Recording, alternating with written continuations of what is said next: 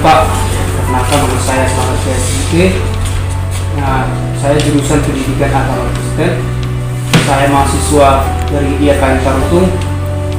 Di sini saya akan mewawancari Bapak. Mohon Pak memberikan waktu sedikit ya Pak untuk mewawancari tentang teologi agama-agama Pak. Nah, kita akan masuk ke Pak wawancara yang pertama. Pertanyaannya adalah jelaskan profil sekolah Bapak. Shalom. Pertama-tama saya mengucapkan selamat datang atas kami mahasiswa Sekampet Tarutung Sekampet Jaya Sidin.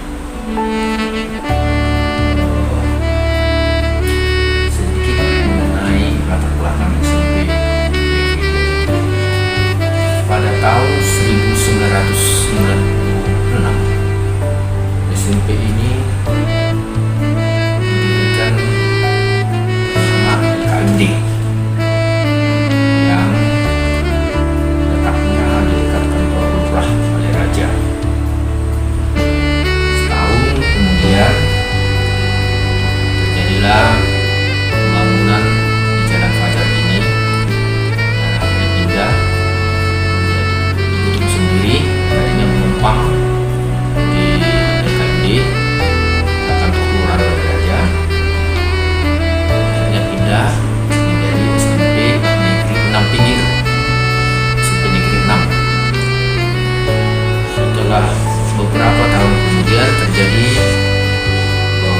pemecahan kecamatan, maka berubah lagi namanya menjadi SMP 2 Pinggir.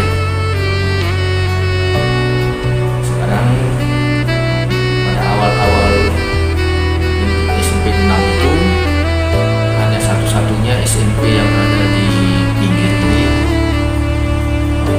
ke Balai-Raja ini adalah SMP 2 Kartini yang terdiri dari hampir lebih kurang 750 siswa awalnya. Tapi selama kelemahan terjadi perkembangan di sana sini sehingga bangun lagi SMP dekat kantor camat Pinggir menjadi SMP 8, dekat Suriname SMP 6 Pinggir. Akhirnya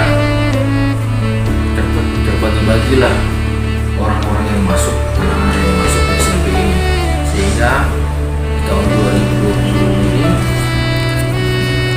jumlah kira-kira seluruhnya SMP, siswa SMP itu sekitar 300 yang terdiri dari 85% anak murid Kristen.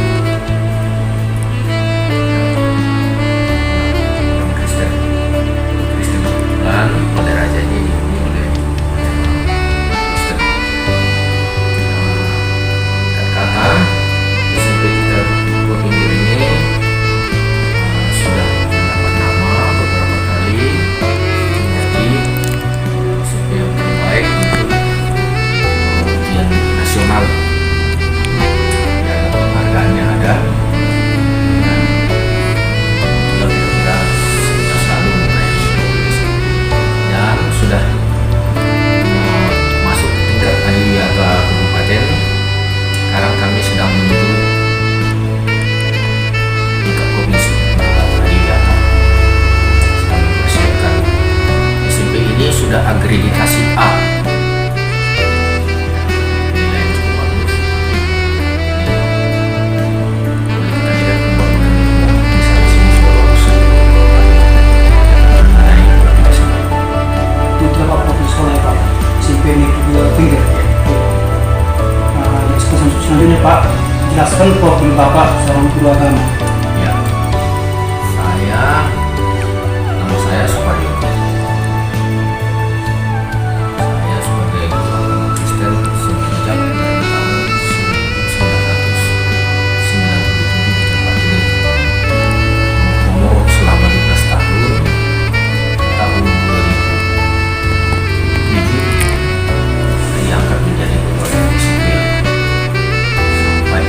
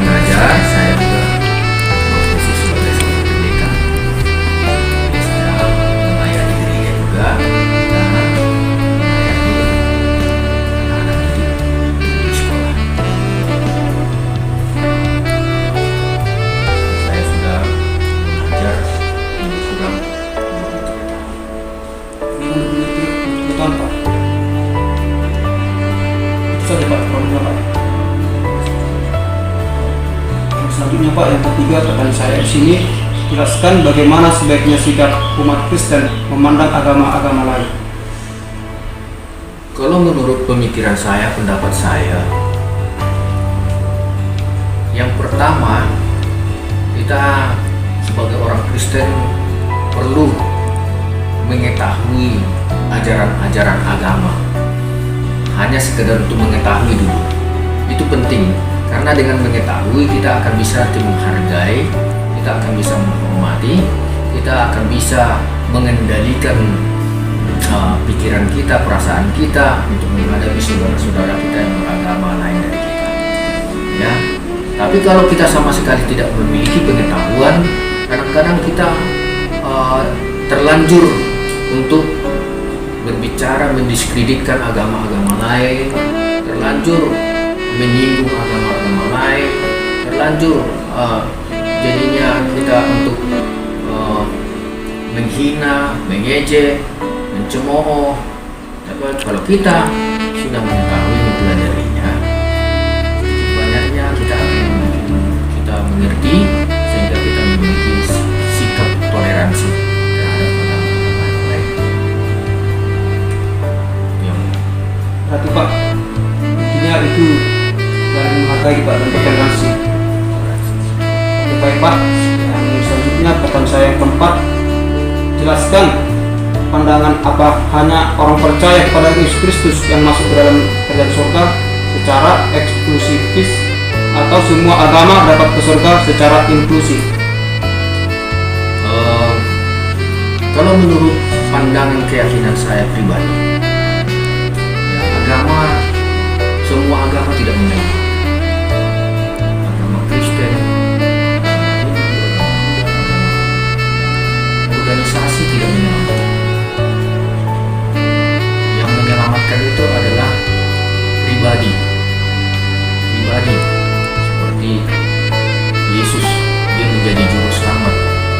Jadi kalau orang Kristen yang menjadi juru selamat itu adalah Yesus, karena di Alkitab juga dikatakan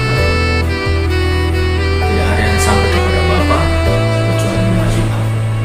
Jadi bukan melalui agama.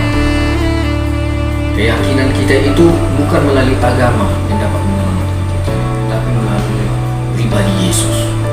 Nah, mengenai agama-agama lain, mungkin mereka beranggapan dengan mengikuti ajaran mereka, ajaran agama mereka mungkin bisa menyelamatkan mereka. Tetapi menurut agama Kristen adalah Yesus Kristus saja, yang percaya kepada Yesus Kristus saja yang diselamatkan. Di luar Yesus Kristus tidak ada keselamatan. Maka di dalam kitab Kisah Rasul pasal 4 ayat 12 mengatakan, tidak ada nama lain yang menyelamatkan di dunia ini selain nama Yesus Kristus. Ayat Yohanes pasal 14 ayat 6 mengatakan, akulah jalan kebenaran dan hidup. Dan siapa yang mau kepada Bapa harus melalui ini. Jadi menurut pendapat saya secara alkitabiah, yang menyelamatkan itu adalah Yesus Kristus, bukan agama. Sekalipun orang beragama Kristen tapi tidak melakukan, tidak percaya kepada ajaran Yesus, tidak mau menerima Yesus sebagai Tuhan dan Juru Selamatnya, dia tidak bisa selamat. Apalagi agama-agama lain. Jadi Pak, kalau keselamatan dan kebenaran itu hanya dalam nama Kristus ya Pak? Iya, bukan di agama. Bukan di agama Pak. Oke Pak, selanjutnya jelaskan bagaimana cara untuk menghargai agama-agama lain secara pluralisme menurut Bapak. Cara kita menghargai agama-agama lain, kita juga berpartisipasi. Misalnya kalau Islam, ya kita menjaga ketika mereka berpuasa, kita menjaga supaya jangan seenaknya kita pada waktu mereka berpuasa kita minum di tempat mereka. Itu cara salah satu. Yaitu kalau mereka sembahyang,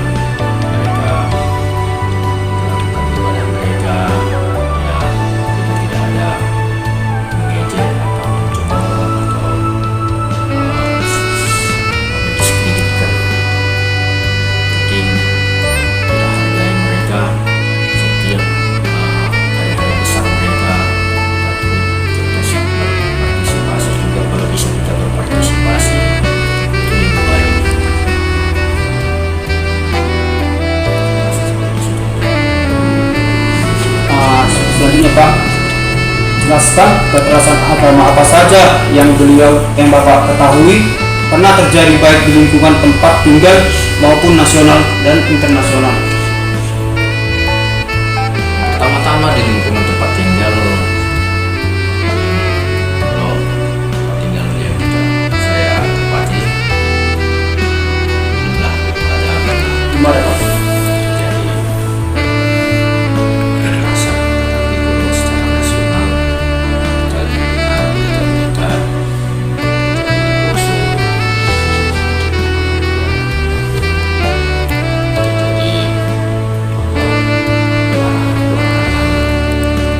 terjadi gereja, terjadi juga sebaliknya yang Muslim juga pernah terjadi di Sulawesi. Mereka mengalami gangguan ketika mereka sembahyang. Jadi ada banyak secara nasional, hanya saja tidak sampai menimbulkan korban yang berarti. Itulah. Ya, secara internasional baru-baru ini kita dengar terjadi pernah sebelumnya yang namanya Charlie Hebdo, ya, dan diikuti baru-baru ini di mana 3 orang anggota gereja di Nice, Prancis terbunuh, yang salah satu korban wanita adalah dipenggal tangannya seorang guru oleh seorang yang berasal dari Tunisia. Nah, itu yang pernah secara internasional yang pernah baru-baru ini terjadi. Dan lain lagi hal di tempat lain, ya mungkin itu karena mereka memiliki pemahaman yang berbeda. Sebenarnya kalau di Indonesia sendiri kan kita sudah saling menghargai, saling toleransi, karena tidak secara agama kita pun sudah ada kesatuan, ada kekompakan, ya, apalagi setelah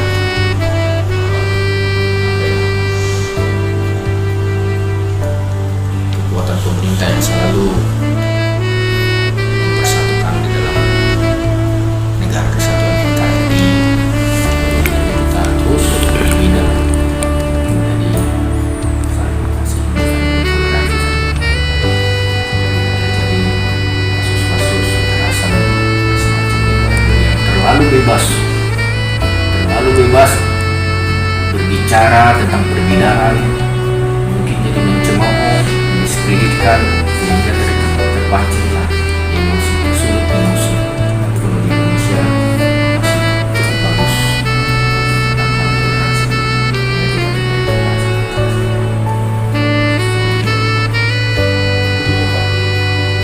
Selanjutnya Pak, pertanyaan saya, jelaskan apa saja yang dapat menyebabkan konflik agama dan cara menyelesaikannya.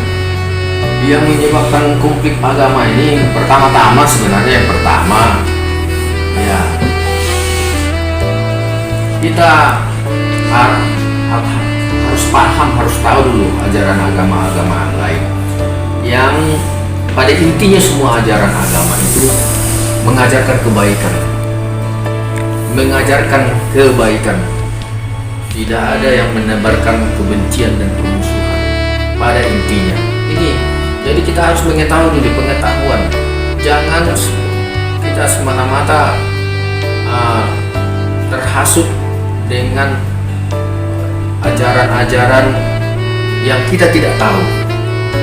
Jadi kita harus belajar walaupun dengan belajar mengetahui agama-agama yang lain.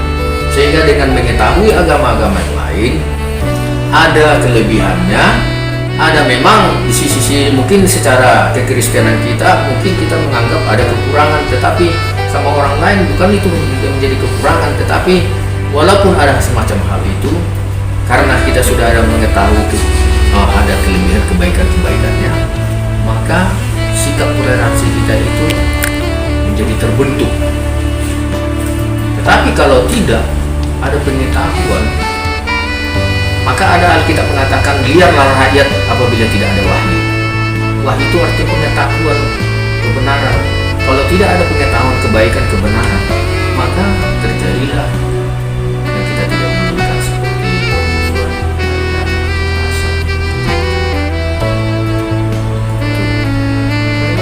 Pak, cara menyelesaikannya Cara bagaimana, Pak? menyelesaikannya, kalau memang terjadi hal-hal itu, ya kita harus duduk bersama para pemuka-pemuka agama, terus berhadapan, ya, lapang dada, saling terbuka, dan akhirnya saling memaafkan, saling menghargai dalam sikap kita beribadah.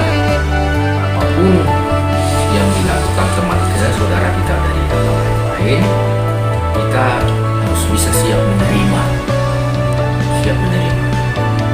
ya. Selagi saudara kita dari agama lain itu melakukan ibadahnya dengan Tuhannya, ya. Tapi kalau dia tidak melakukan ibadah, dia mengganggu ibadah kita, nah itu mungkin kita memang bisa terjadi konflik. Tapi salah satunya semua kita, ya, mencegah hal itu, kita bersama dengan masuk ke kuliah umum.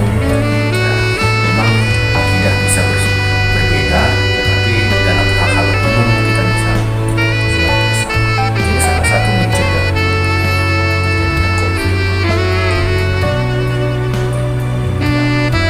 Dan juga cara menyelesaikannya, Pak. Cara menyelesaikannya, Ya, Pak, yang berikutnya jelaskan apa yang Bapak ketahui tentang agama Islam. agama Islam itu ada 5 rukun Islam yang orang Islam yang harus lakukan atau patuhi, taat. Yang pertama, mengucapkan 2 kalimat syahadat, yang artinya itu bersaksi tiada Tuhan selain Allah dan Muhammad itu utusan Allah. Yang kedua, mereka wajib melaksanakan sholat 5 waktu. Apa itu sholat 5 waktu itu? Yaitu sholat subuh, zuhur, asar, maghrib, dan isya. Yang ketiga, mereka harus wajib juga berpuasa dalam bulan Ramadan. Ya. Yang keempat, mengeluarkan zakat fitrah. Ya. Yang kelima, menunaikan ibadah bagi yang mampu secara ekonominya. Nah, inilah 5 rukun Islam yang harus dilakukan. Dan ada 6 rukun iman di agama Islam. Misalnya, Pak. Pertama, percaya kepada Allah, kepada Tuhan. Yang kedua, percaya kepada kitab Allah, yaitu Al-Quran.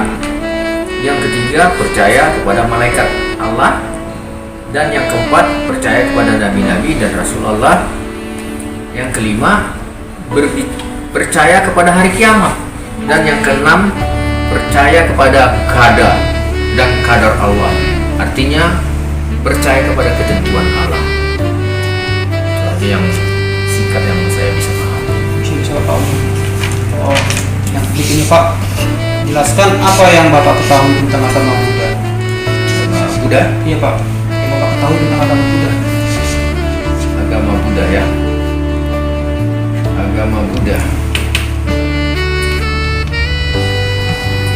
Dalam agama Buddha, inti ajarannya itu yaitu penderitaan. Penderitaan.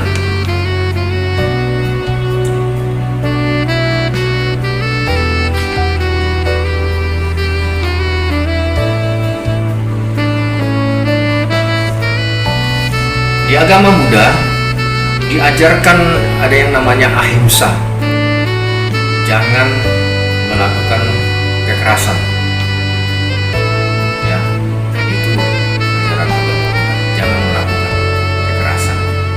Ada Siddhartha dari latar belakangnya Siddhartha Gautama, ya, bertapa dan dia rela hidup dalam penderitaan sampai akhir hayatnya untuk mengembangkan ajaran agamanya dan bertapa, ya.